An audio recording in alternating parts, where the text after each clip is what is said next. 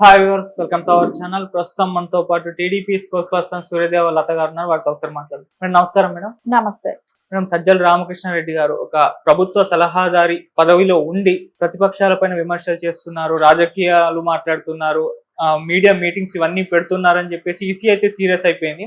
ఆయనకు ఆదేశాలు కూడా జారీ చేసింది. అంటే మరి ఇప్పుడు ఆయన పరిస్థితి ఏంటి, దీని పర్యవసానాలు ఎలా ఉండబోతున్నాయి, ఆయన పదవి కూడా రాజీనామా చేసే అవకాశం ఉంది అని అంటున్నారు. మేడం, మీ ఒపీనియన్ ఏంటి? సజ్జల గారు ఎప్పుడూ కూడా ఆయన సలహాదారులుగా ఉన్న వాళ్ళు ఎవరు కూడా వచ్చి పార్టీ గురించి మాట్లాడిన వాళ్ళు ఇప్పటి వరకు మనం ఎక్కడ ఏ స్టేట్ లో కూడా చూడలేదు. సజ్జల గారిని ఆయన సలహాదారుగా పెట్టుకున్నది ప్రెస్ మీట్లకి పెట్టుకోవటం జరిగింది. సో దానికి బదులు ఆయన వేరే పోస్ట్ ఏదైనా ఇచ్చుంటే బాగుండేదేమో కానీ సలహాదారులుగా పెట్టుకుంటూ ఆయనతో పాటు 40 మంది ఇంకా సలహాదారులని అందరినీ కూడా అపాయింట్ చేయటం కూడా సజ్జల గారే చేశారనేది కూడా అంటున్నారు.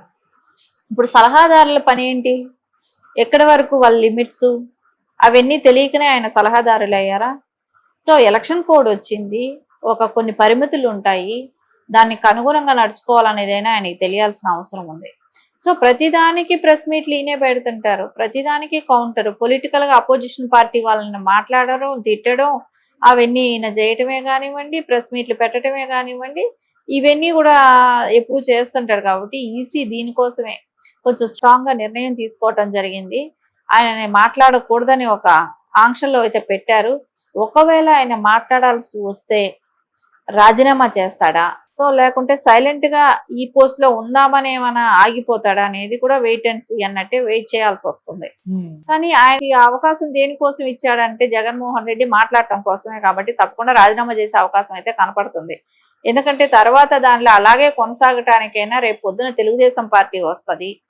సో ఆయనకి రేపు పొద్దున అలాంటి అవకాశం ఎలాగో ఉండదు. కాబట్టి ఖచ్చితంగా రాజీనామా చేసి పార్టీ కోసం మాట్లాడే పని చేస్తాడేమో, అది కూడా రేపెల్లుండో తెలిసిపోద్ది. కాబట్టి ఖచ్చితంగా ఆయనకు ఒక పరిమితి ఉంటది, దాన్ని బట్టి వ్యవహరించాలి. ఎందుకంటే ఈ నోరుంది కదా అని నోటుకొచ్చినట్టు అపోజిషన్ పార్టీలని మాట్లాడటమే కానివ్వండి, ఎన్నికల కోడ్ నియమావళి దాన్ని ఆయనకు వర్తించకపోవటమే కానివ్వండి, ఇవన్నీ చూస్తే మటుకు వాళ్ళు దేనికైనా సరే అసలు ఎవరెన్ని మాట్లాడినా, ఎన్ని కండిషన్స్ ఉన్నా, ఏది ఉన్నా కూడా సజ్జల గారికి వర్తించదు అనేది అనిపిస్తుంది ఇప్పుడు ఇక్కడ.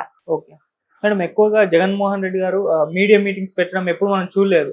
సో ఆయన బదులుగా ఈయన పెట్టేసి ఈయన మాట్లాడుతుంటారు. అంటే ఈయన ఏమనుకుంటున్నాడో ఈయన రూపంలో చెప్పిస్తున్నాడా, లేకుంటే ఆయన సొంతంగా చెప్తున్నాడా? అంటే జగన్మోహన్ రెడ్డికి ఎందుకు మీడియా అంటే అక్కడ రేపు వేసే క్వశ్చన్స్ కి ఆన్ ద స్పాట్ సమాధానాలు చెప్పాల్సి వస్తుందని ఆయన మాట్లాడకపోవచ్చు. సో ఆయన ఏదైతే మాట్లాడాలనుకున్నాడో ఈయనకి ఫీడ్ చేసి పంపించవచ్చు. ఈయన ఫీడ్ చేసి పంపిస్తే దాన్ని ఆయన మాట్లాడటమే కానివ్వండి, ఇవన్నీ చేస్తుంటాడు. ఇంకా ఏదైనా తిట్టించాలన్నా, ఎవరైనా తిట్టాలన్నా, సో ఈవెన్ షర్మిల గారిని ఇలాంటి వాళ్ళని కూడా వెళ్ళి మాట్లాడారు. కాబట్టి అది జగన్మోహన్ రెడ్డి మాట్లాడితే ప్రజల్లో వ్యతిరేకత ఇంకా ఎక్కువ అవుతుంది. కాబట్టి సో ఇతనితో మాట్లాడించడానికి కూడా ఒక అవకాశం తీసుకోవటం జరుగుతుంది కదా. అందుకని ఖచ్చితంగా ఇప్పుడు కుటుంబం గురించి మాట్లాడాల్సి వచ్చినప్పుడు ఇలాంటి వాళ్ళు అయితే బెటర్ కదా. సో డైరెక్ట్ అతను మాట్లాడితే సింపతి వాళ్ళకి వర్కౌట్ అవుతుందని ఇలాంటి వాళ్ళని అడ్డం పెట్టుకొని మాట్లాడించడం అనేది జగన్మోహన్ రెడ్డి తీసుకునే నిర్ణయాల్లో అదొకటి కదా. ఓకే, 40 మంది సలహాదారులు ఉన్నారు అని చెప్పేసి విన్నాము. అంటే ఒక సజ్జల గారే బయటకు వచ్చి మాట్లాడుతుంటారు, మిగతా వారి వరకు కనిపించలేదు. మరి ఎందుకు సజ్జల గారే వస్తుంటారు? ఎందుకంటే ఇప్పుడు సజ్జల గారు అందరినీ పెట్టింది కూడా ఆయనే. 40 మందికి పోస్టులు వేసేసి గవర్నమెంట్ సొమ్ముని ఇట దానాదత్తం చేసినట్టు. సో వాళ్ళు గవర్నమెంట్ సొమ్ముని అనుభవించడం కోసం, అంటే ఎప్పుడు కూడా ఏ సీఎం కి కూడా 2-3 మించి 3 మహా అయితే 4 ఉండేవాళ్ళేమో, అంతకుమించి ఎప్పుడు కూడా సలహాదారులు ఇంతమంది ఉండేది ఎప్పుడు ఏ గవర్నమెంట్ లో కూడా చూసి ఉండం. సో ఈ జగన్మోహన్ రెడ్డి వచ్చినాక అడిగిన వాళ్ళకందరికీ సలహాదారుల పోస్టు ఖాళీ ఉన్నట్టు ప్రతి దానిలోనూ పోస్టులు పెంచుకుంటా పోయాడు. దాంతో పాటు సలహాదారుల్ని ఎప్పుడు లేని 4 ఉండేది 40 చేసి పెట్టాడు. సో అది ఖచ్చితంగా జగన్మోహన్ రెడ్డి అడిగిన వాళ్ళకంతా అంటే నాది గాంధీ ఎవరికైనా ఏదైనా ఇస్తానన్నట్టు, రాష్ట్రంలో సొమ్ము ఆయనది కాదు కాబట్టి, రాష్ట్ర ప్రజలకి సంబంధించింది కాబట్టి దానిలో ఇచ్చే జీతాలేగా నేను ఇస్తానని చెప్పి మొత్తం సలహాదారులను అంతమందిని పెట్టుకోవటమే కానివ్వండి, ఆయన బలగం పెంచుకోవాలనే, అంటే పోస్టులు ఇస్తే నేను చెప్పినట్టు వింటారు, నా మాట వింటారు, నేను చెప్పినట్టు పడుంటారు అనే ఒక ఉద్దేశంతోనే ఖచ్చితంగా వాళ్ళకందరికీ అలాంటి పోస్టులు క్రియేట్ చేయటమే కానివ్వండి, ఆయన లేని ఒక పోస్ట్ ఉన్నదాన్ని 10 పోస్టులు కూడా చేస్తాడు దాన్ని. సో అట్లాంటివన్నీ చేస్తూ పంచడం జరిగింది. సో ఇప్పుడైతే ఈసీ మరి ఆదేశాలు అయితే జారీ చేసింది, ఇక మాట్లాడకూడదు అన్నట్టు కూడా చెప్పింది కదా, మరి మళ్ళీ ఇంకోసారి ప్రెస్ మీట్ పెట్టి మాట్లాడతారా, లేకుంటే రిజైన్ చేసి పర్లేదు అని విమర్శిస్తూ ఉంటారు టీడీపీని? ఖచ్చితంగా ఆయనకి ఏమో విమర్శించేదానికి అయితే మనుషులు కావాలి కాబట్టి నెక్స్ట్ ఆ పదవిలో కొనసాగటానికైనా కూడా ఎన్ని నెలలు, 1 నెల. సో దాని తర్వాత ఎట్లాగో ఆయనకు ఉండదు. సో అదేదో మనం రిజైన్ చేసి ఇప్పటి నుంచే ప్రెస్ మీట్లు పెట్టుకుందాం అనే ఆలోచనలోనే ఉంటాడు. ఖచ్చితంగా అయితే ఈసీ నిర్ణయాన్ని అయితే కాదనలేరు కాబట్టి ఖచ్చితంగా రాజీనామా అయితే చేయాల్సిన అవసరం ఉంది.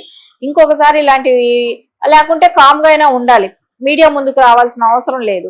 సో కానీ ఆయన ఉండలేడు, ఆయన రావాల్సిన అవసరం ఉంది. ఎందుకంటే జగన్మోహన్ రెడ్డి ఆయన ఏదైతే చెప్పాలనుకుంటాడో ఈయన ఫాలో చేయాల్సింది కాబట్టి ఈయన చెప్పాల్సి అవసరం కాబట్టి ఖచ్చితంగా ఈయన రిజైన్ చేసి వచ్చి తిట్టడానికి ఇంకో ఫ్రీ హ్యాండ్ అయినట్టు అపోజిషన్ పార్టీ మీద పట్టానికే చూస్తాడు. సో ఆయనకి ఖచ్చితంగా అయితే ఒక పొలిటీషియన్ ఆయన కానివ్వండి, ఒక సలహాదారుడిగా కూడా పనికిరాని వ్యక్తి. సలహాదారుల పోస్ట్ ఎందుకు వచ్చిందని అంటే జగన్మోహన్ రెడ్డితో ఉన్నాడు, ఆయన వేయించుకున్నాడే గాని ఆయనకి దానికన్నా ఒక పొలిటీషియన్ గాను అవతల వాళ్ళని ఉన్నది లేనట్టు లేనిది ఉన్నట్టు కల్పించగలిగే మాట చాతుర్యం ఉన్న వ్యక్తి కాబట్టి ఆయన్ని ఖచ్చితంగా ఆయన అట్లాంటి పనులకే పనికొస్తాడు కూడా కాబట్టి ఖచ్చితంగా ఆయన రిజైన్ చేసి పార్టీ పనులు చేస్తాయి, పనేలోనే ఆయన నిమగ్నం అవుతాడు. చూడండి. ఓకే మేడం, నిజానికి అసలు ప్రభుత్వ సలహాదారుల పని విధానం ఎలా ఉంటుంది అంటే పొలిటికల్ గా కాకుండా మన వీళ్ళని విమర్శించే అవకాశం ఉండదా మేడం ప్రతిపక్షాల పైన? ఖచ్చితంగా వాళ్ళకి ఉండదు, అవకాశం ఉండదు. వాళ్ళు కొన్ని లోబడి పనిచేయాల్సి ఉంటది కాబట్టి ఖచ్చితంగా వాళ్ళైతే సలహాదారులు ఎప్పుడూ కూడా ప్రభుత్వ పరమైన పనుల్లో వాళ్ళు సలహాలు ఇవ్వటానికి పనికొస్తారు. ఇప్పుడు ఒక స్కీములు తీసుకురావాలన్నా సో దీనికి ఎంత ఖర్చు అవుతుంది, దీన్ని ఎలా మనం అడ్జస్ట్ చేయడం, ఇట్లాంటి వాటికి ఒక అండర్స్టాండింగ్ గా కూర్చొని చర్చించడానికో దానిలో సలహాలు తీసుకోవటానికో పనికొస్తారే కానీ వీళ్ళు రాజకీయానికి వీళ్ళు దూరంగా ఉండాలి ఎప్పుడూ కూడా. కానీ ఇన్ని సంవత్సరాలు ఏమైందంటే అతను జగన్మోహన్ రెడ్డి ఏది చెప్తే అది జరిగింది కాబట్టి ఆయన సీఎం గా ఉన్నాడు. ఇప్పుడంటే ఈసీ ఎలక్షన్ కోడ్ వచ్చింది కాబట్టి ఎలక్షన్ కోడ్ పరిధిలో ఉంది కాబట్టి వాళ్ళు చెప్తున్నారు. కానీ ఈయన ఫ్రమ్ ద బిగినింగ్ నుంచి చేసింది కూడా అదే కదా. మీడియా పాయింట్ లో వచ్చి ఈయన ఇష్టం వచ్చినట్టు నోటుకు వచ్చినట్టు మాట్లాడటం, అపోజిషన్ లీడర్ అయిన నారా చంద్రబాబు నాయుడు గారిని దూషించడమే కానివ్వండి, ఇవన్నీ మనం చూసాం. ఆయన్ని పలుమార్లు రాళ్లతో అటాక్ చేసినప్పుడు కూడా నారా చంద్రబాబు నాయుడు గారిని ఖండించకపోవటం, ఆయన ఏ రోజు కూడా తప్పుని కూడా ఖండించలేదు. అలాంటి వ్యక్తి ఎందుకు చిన్న గులకరాలతో కొట్టారు, అది దాంతో కొడితే ఏమైనా అయిపోద్దా, ఇలాంటి మాటలు మాట్లాడిన వ్యక్తి. సో అలాంటి వాళ్ళకి ఆ పోస్ట్ అనేది దుర్వినియోగం చేశారు ఇన్ని రోజులు కూడా. వాళ్ళు ఎప్పుడూ కూడా ఆ పోస్ట్ కు తగ్గ విలువ వాల్యూ అయితే వాళ్ళు ఇవ్వలేదని అనిపిస్తుంది. Okay madam, thank you so much. Thank you.